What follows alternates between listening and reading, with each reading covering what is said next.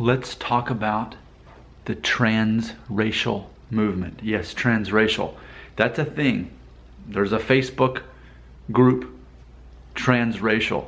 You're born one race, but truly you identify with another. Now here's the thing about that. People are going to have different views on it. How do I instantly feel about it? Ultimately, I'm a libertarian, so I'm like, it's not hurting anybody.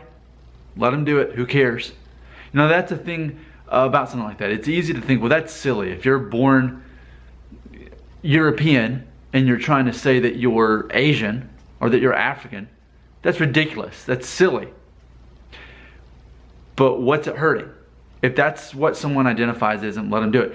In my own videos on this channel before, I have said, and this is very common in America, you'll see a man, his wife, they're of European descent, they're Americans, they adopt an Asian daughter. Whether she's Korean or she's Chinese, they adopt her. She's raised, let's say, in the state of Missouri, right there in the middle of America. She is brought up culturally as a white American. She is not raised Asian. She acts and speaks just like her parents. She looks Asian. So how would she identify as? Well, ethnically, obviously she's Asian. There's no denying that. But culturally, we could say that she's what we would consider here in America white bread. You know, that's kind of the slang for it. She is just as white as the next suburban family, as far as that image goes. So it's very easy for me to dissect that you can be ethnically one thing and culturally another. And it's unfair to deny the fact that your ethnicity has an effect on your culture as far as who you are. I mean, we can't deny the fact that culturally a Chinese American is going to be different than, I don't know, a Scottish American in Alabama. There's going to be a difference there. And you can definitely dissect that based on how you grew up or how you identify, whatever makes you feel who you are. So, as far as how I feel, if someone wants to be transracial, it's not hurting me. My emotional level is not changing. My personal life is not changing. I think there's going to be a lot of people who identify. Now, me? No, of course not. You know, for me personally, I'm all about, let me look at my DNA test. Let me see how all these findings match up to who I am and how I look, and I don't know, even maybe what kind of food I like. I can see this, what interests me. But what if someone ethnically is not that thing at all, but they identify that? I think this happens all the time. And again, the idea of European descent people adopting outside of their race. I mean, it's the same thing if okay, let's say it. What if African Americans adopted a white kid and then they raised? It would be up to that child. We'd have to see as they're raised, would they act more African American? Would they have the cultures of an African American more so than a suburban white family? There's so many moving parts here. But I think we definitely have to acknowledge that these are separable things. Your ethnicity is completely separable from your culture.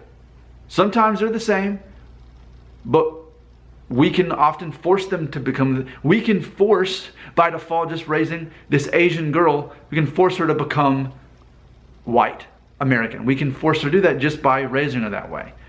Or maybe not. Maybe she says, you know what? I'm ethnically Asian, I'm culturally white, but I want to become more culturally Asian. I want to get in touch with my ancestry. See, I think it's all based on what a person wants to do. Now, again, can mainstream America, can we all look at these stories of transracial and think that is so ridiculous? I can see how that can be the initial reaction. But at the same time, I think it's really up to the person what they identify as. And I will close with this. The reason I so strongly feel this way more than anything, even aside from me being a libertarian, is that I took an HR training course. And they told us, when someone's filling out the forms, as far as ethnically what they are, or how they identify, that you can be black and identify as white, or vice versa, or Asian, or whatever you want. It's up to you how you identify.